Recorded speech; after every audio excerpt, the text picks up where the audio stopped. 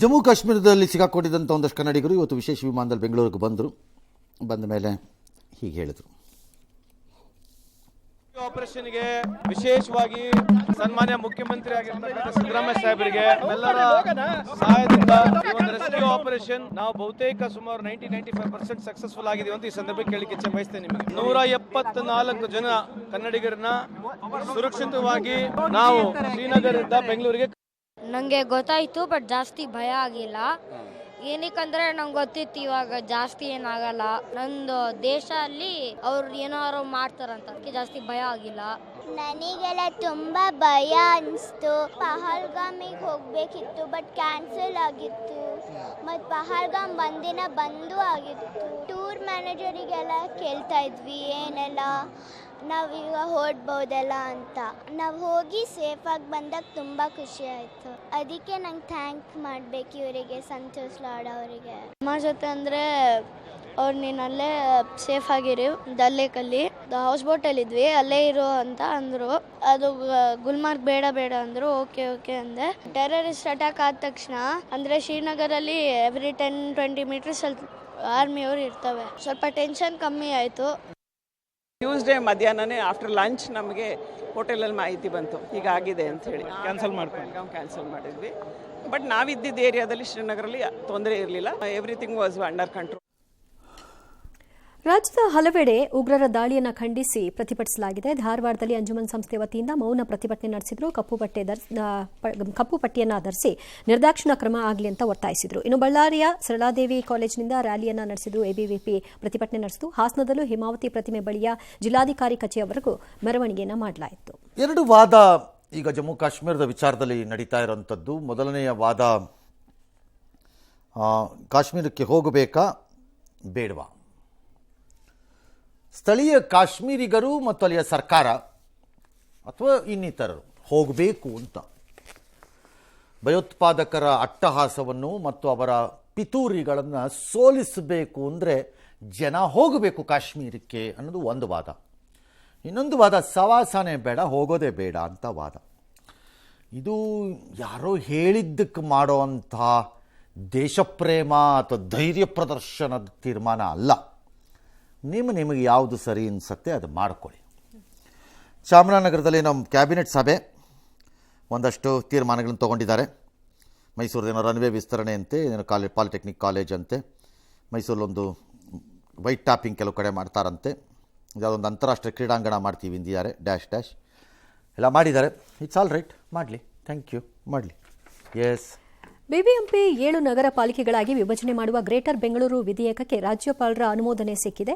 ಈ ಹಿಂದೆ ಅವರು ವಾಪಸ್ ಕಳಿಸಿದ್ರು, ಒಂದಷ್ಟು ವಿವರಣೆ ಕೊಡಿ ಅಂತ. ಈಗ ವಿವರಣೆಯನ್ನು ಕೊಟ್ಟಿದ್ರಿಂದ ಅದಕ್ಕೆ ಅಂಕಿತ ಹಾಕಿದ್ದಾರೆ.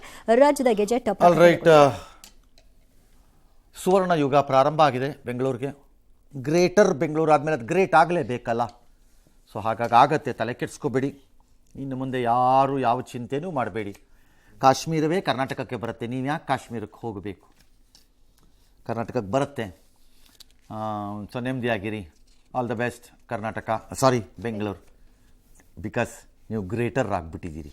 PU ಫಲಿತಾಂಶ ಬಂದಿದೆ. ಮುಂದೇನು ಓದಬೇಕು, ಯಾವ ಕೋರ್ಸ್ ತಗೋಬೇಕು, ಯಾವ ಕಾಲೇಜ್ ಬೆಸ್ಟ್, ವಿದ್ಯಾರ್ಥಿಗಳು ಪೋಷಕರಿಗೆ ಈ ಒಂದು ಪ್ರಶ್ನೆ, 10 ಪ್ರಶ್ನೆಗಳು ತಲೆಯಲ್ಲಿರುತ್ತೆ. ಆ ಎಲ್ಲದಕ್ಕೂ ಕೂಡ ಪರಿಹಾರ ಪಬ್ಲಿಕ್ ಟಿವಿಯ ವಿದ್ಯಾಪೀಠ ಎಜುಕೇಷನ್ ಎಕ್ಸ್ಪೋನಲ್ಲಿ ನಿಮಗೆ ಸಿಗುತ್ತೆ. ಇದೇ ಶನಿವಾರ ಹಾಗೂ ಭಾನುವಾರ 2 ದಿನದ ಎಕ್ಸ್ಪೋ ಇದು.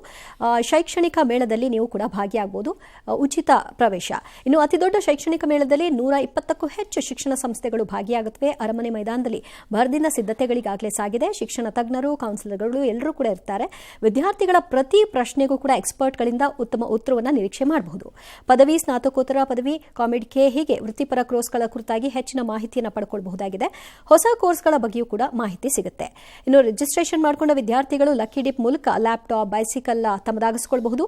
ಇದರ ಜೊತೆಗೆ ವಿದ್ಯಾರ್ಥಿಗಳು 30 ಸೆಕೆಂಡ್ಗಳ ಕಾಲ ಅವರ ಪ್ರತಿಭೆಯನ್ನು ತೋರಿಸುವ ಮೂಲಕವಾಗಿ ಉಡುಗೊರೆಯನ್ನು ಪಡ್ಕೊಳ್ಳಬಹುದು.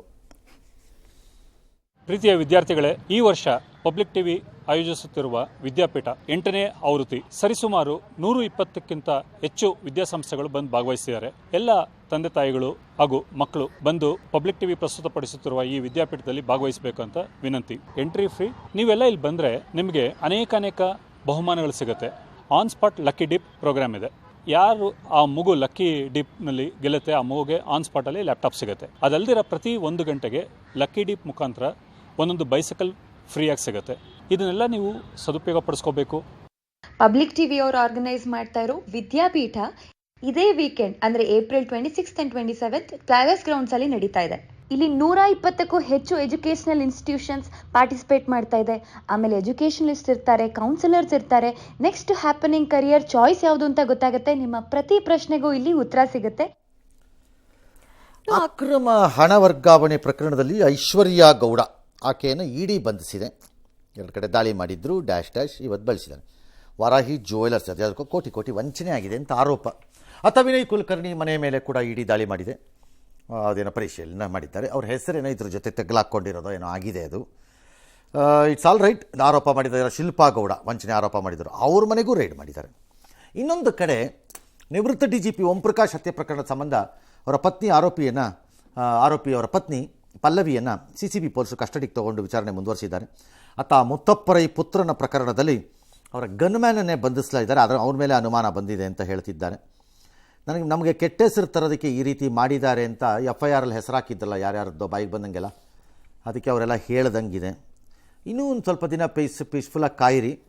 ಅದೇ ಆಗಿದ್ದರೆ ರಿವರ್ಸ್ ಕಂಪ್ಲೇಂಟ್ ಕೊಟ್ಟು ನಕಲಿ ದೂರನ್ನು ದಾಖಲು ಮಾಡಿದ ವ್ಯಕ್ತಿಗೆ ಶಿಕ್ಷೆ ಕೊಡಿಸ್ಬೋದು. ಎಸ್, ಬಸ್ ನಿಲ್ಲಿಸದಿದ್ದಕ್ಕೆ ಡ್ರೈವರ್ ಕಂಡಕ್ಟರ್ನ ಮೇಲೆ ಹಲ್ಲೆ ನಡೆಸಿರುವಂತಹ ಮುಸ್ಲಿಂ ಯುವಕರ ಪುಂಡಾಟಿಕೆ ಇದು ಶ್ರೀರಂಗಪಟ್ಟಣದ ಗಂಜಾಂ ರಸ್ತೆಯಲ್ಲಿ ಆಯಿತು. ಮುಸ್ಲಿಂ ಕುಟುಂಬ ಮೈಸೂರಿಗೆ ಹೋಗಬೇಕಿತ್ತಂತೆ ಬೇರೆ ಬಸ್ ಹತ್ಬಿಟ್ಟಿದ್ದಾರೆ. ಮಾರ್ಗ ಮಧ್ಯದಲ್ಲಿ ನಿಲ್ಲಿಸಿ ಅಂತ ಕೇಳಿದ್ದಾರೆ. ಕಂಡಕ್ಟರ್ ಅದಕ್ಕೆ ಸ್ವಲ್ಪ ಮುಂದೆ ಹೋಗಿ ನಿಲ್ಲಿಸ್ತೀವಿ ಅಂದಿದ್ದಾರೆ. ಅಷ್ಟಕ್ಕೆ ಜಗಳ ಆಡಿದ್ದಾರೆ. ಆಗ ಒಂದಷ್ಟು ಮುಸ್ಲಿಂ ಯುವಕರು ಬಂದು ಕಂಡಕ್ಟರ್ ಮತ್ತು ಡ್ರೈವರ್ ಮೇಲೆ ಹಲ್ಲೆ ನಡೆಸಿದ್ದಾರೆ. ನಂತರ ಸ್ಥಳೀಯರ ಒಂದು ಸಹಕಾರದೊಂದಿಗೆ ಶ್ರೀರಂಗಪಟ್ಟಣ ಟೌನ್ ಪೊಲೀಸರಿಗೆ ಇವರನ್ನೆಲ್ಲರನ್ನು ಒಪ್ಪಿಸಲಾಯಿತು.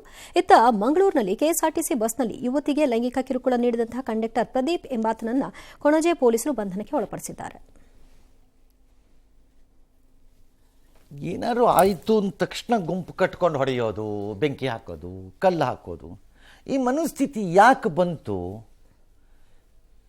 ನಾನು 30 ವರ್ಷದಿಂದ ಕ್ರೈಮ್ ಕವರ್ ಮಾಡಿದಾಗ ಇತ್ತು ಕೆಲವೆಲ್ಲ, ಬಟ್ ಈ ಪ್ರಮಾಣಕ್ಕಿರಲಿಲ್ಲ. ಏನಪ್ಪ ಇದು ಆಶ್ಚರ್ಯ. ಎಸ್.